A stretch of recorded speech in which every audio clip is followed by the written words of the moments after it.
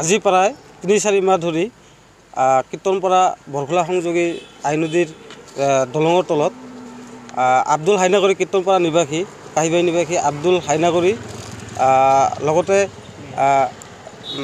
মেহেৰ আলী নামৰ ব্যক্তি দুজনে আই নদীৰ অবৈধভাৱে খনন কাৰ্য চলাই আছিল আৰু সেই আজি 4 মাহ ধৰি চলাই আছিল।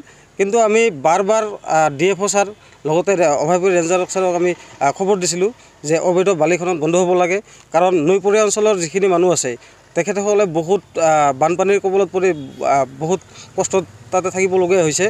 আৰু যিহেতু আজিৰ পৰা প্ৰায় 2-3 বছৰ আগতে আব্দুল হাইনাগৰীয়ে সেই নদীখনৰ যাতে দলংখন নহয়, যিহেতু তেখেতে তাতে পাৰঘাট চলাই আছিল, যাতে দলংখন যাতে নহয় তাৰ কাৰণে তেখেতে নদীৰ দিশ সলনি কৰাৰ কাৰণে ব্ৰিজখন নহ'বৰ কাৰণে তেখেতে নদী কাটি নদীৰ দিশ সলনি কৰাই দিছিল আৰু যাৰ কাৰণে তেখেতে জেল যাবলগীয়া হৈছিল।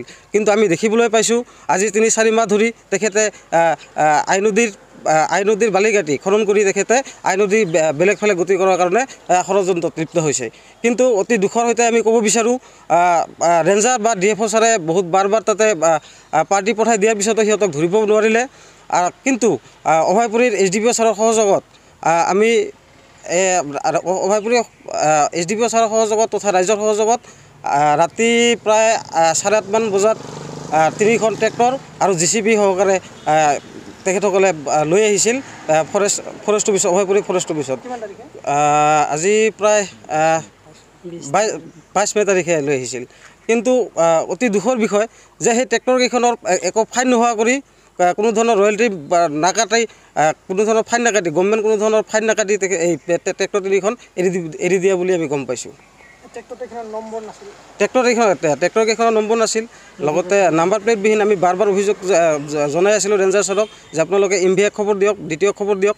তেখেতসকলে দ্বিতীয় খবৰ দিয়া বুলি কৈছে যদিও ইয়াতে দ্বিতীয় বা MVI অবিহনে ট্ৰেক্টৰ 3খন এৰি দিয়া বুলি আজি গম পাইছোঁ। এই ক্ষেত্ৰত অভয়পুৰী ৰেঞ্জাৰ ছাৰ জড়িত থাকিব পাৰে, এইকাৰণে থাকিব পাৰে কাৰণ আমি বাৰ অভিযোগ দিয়াৰ পিছতো তেখেতে কিহৰ ভিত্তিত এৰি দিলে। আৰু যদি MVI জনাইছে বুলি যদিও কৈছে আমাক, তেতিয়াহ'লে লিখিত পত্ৰ দি MVI জনাব লাগিছিল যে MVI অহা নাই যদি তেতিয়া MVI বুজিলে হয়।